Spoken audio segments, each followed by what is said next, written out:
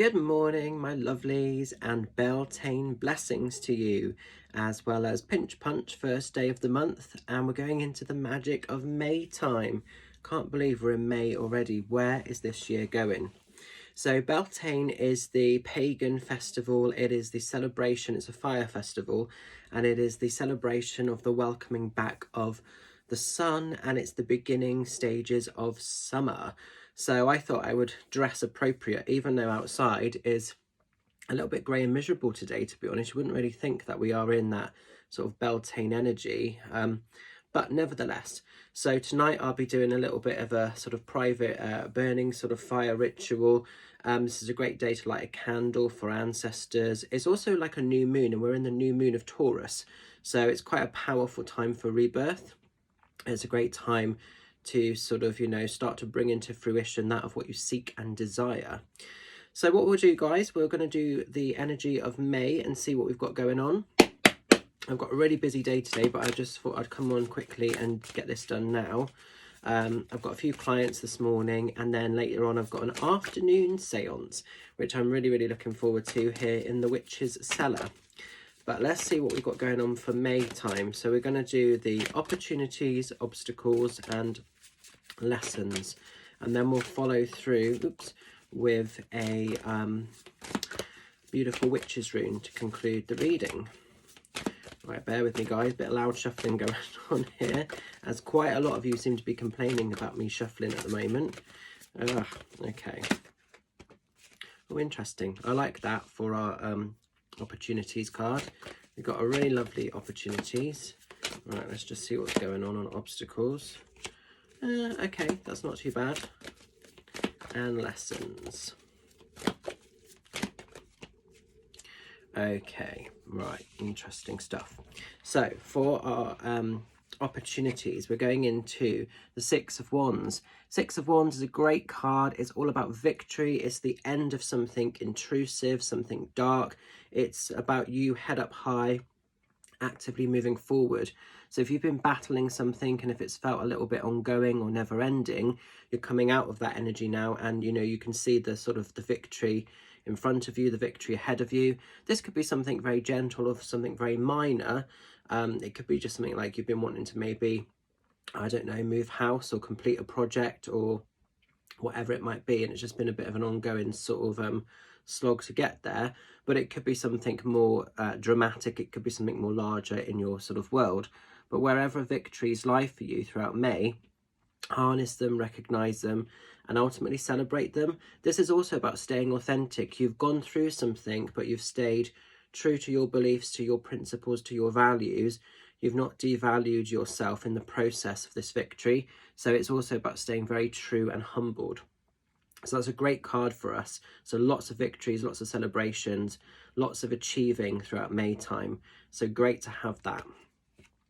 Now, as we're going into any sort of obstacles, we're going into the Seven of Wands. So Seven of Wands, we're going into, this is a little bit like sometimes we might feel a little bit kind of overwhelmed. We might sometimes need to sort of pull back a little bit. And maybe sometimes we might feel that even though there are successes, we may still feel like we're juggling or we're balancing things a little bit. I think the last few years, and I think the years to follow, are going to be a little bit like that until we get sort of a level of normality back in the world, whatever that is. So there could be for some of you that you're having to maybe make a conscious decision to pull back, walk away, or just kind of move past anything limiting.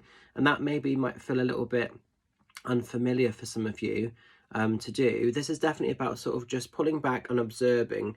So as we're looking at this in terms of obstacles, it's just looking at the behavior, the inputs of energy that are coming in, but are also kind of being given out.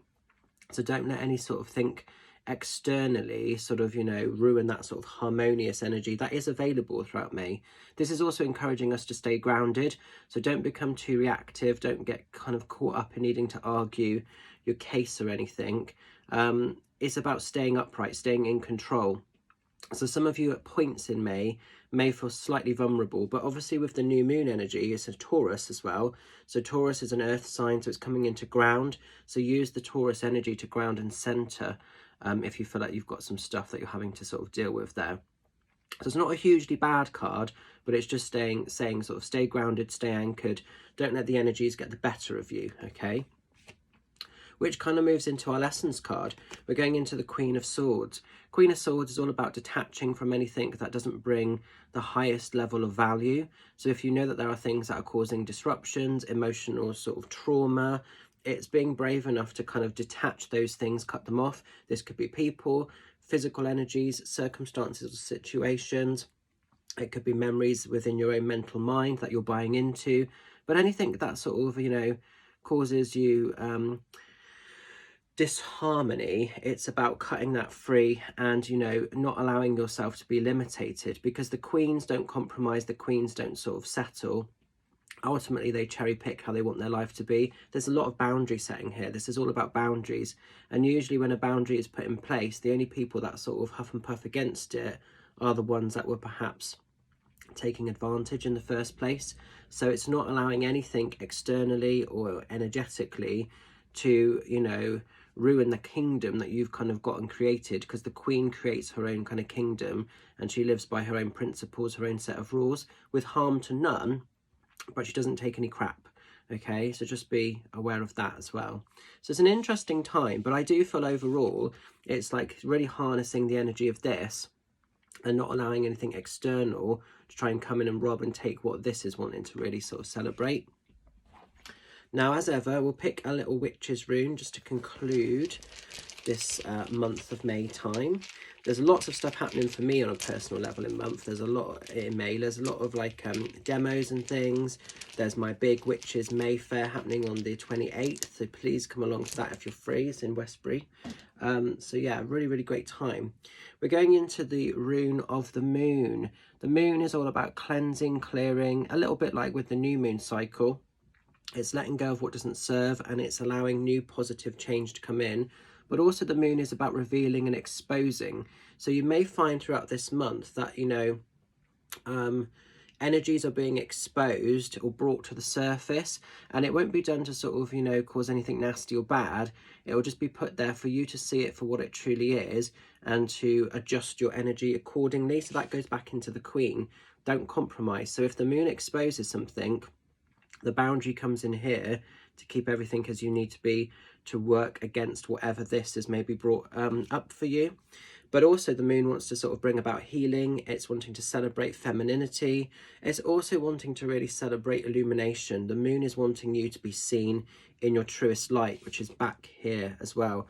Celebrations in your truest merit, in your truest energy, not being compromised here and being sort of put in place long term.